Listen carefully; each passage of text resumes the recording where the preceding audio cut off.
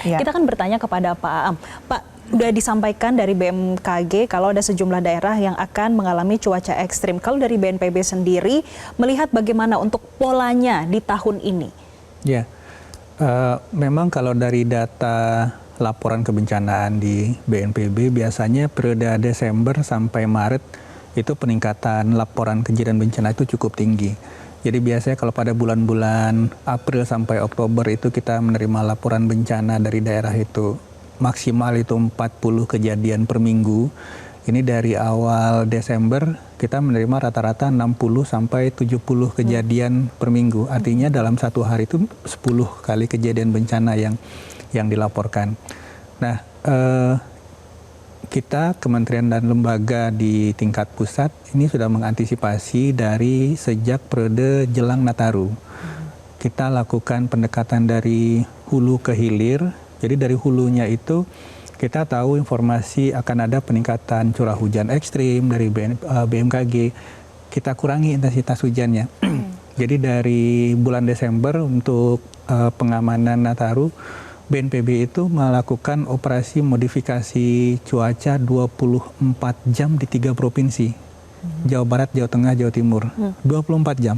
Jadi benar-benar pasca Sukabumi kita tahu cukup signifikan, itu kita kurangi intensitas pemicu bencananya. Jadi operasi modifikasi cuaca ini tidak menghilangkan hujan. Jadi kadang-kadang para petani juga, loh kok hujannya dihilangin, kami butuh air gitu.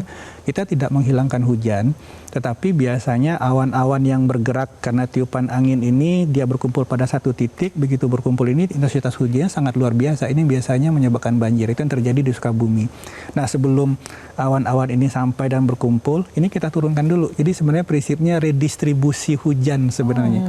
Jadi hujan-hujan ini akan tetap turun, tetapi tidak terpusat di satu titik yang mengakibatkan intensitasnya sangat tinggi gitu. Itu yang kita cegah.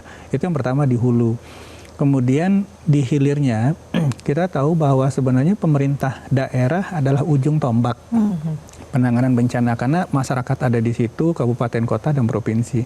Ini kita perkuat. Jadi BNPB itu di Sumatera Utara, Banten, Jawa Barat, Jawa Tengah, Jawa Timur, Sulawesi Selatan itu melakukan rakor kesiapsiagaan dari Desember kemarin.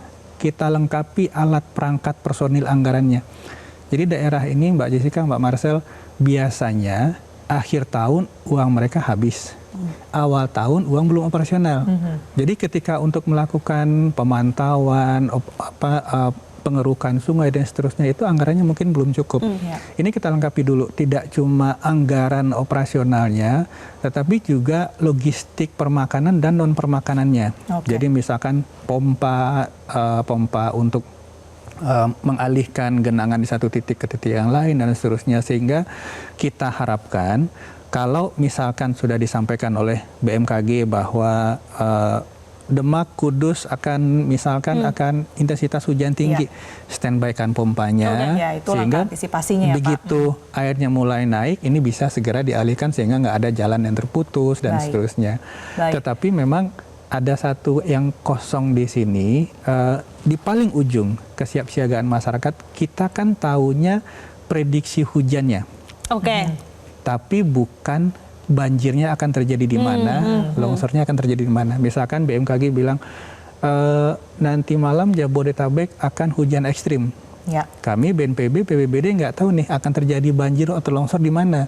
Sehingga yang akan kita optimalkan, kita meminta bantuan TNI, Polri, pemerintah daerah, Pol PP, ketika hujan turun, Bapak Ibu yang baju hijau, baju coklat, baju oranye jangan di dalam ruangan. Koordinasinya berarti harus terus dilakukan. Lihat dari hulu ke hilir, debit sungai, lihat kondisi tanggul. Kalau ada indikasi tetap naik, mulai melimpas, kita evakuasi masyarakat. Jelajahi cara baru mendapatkan informasi. Download Metro TV Extend sekarang.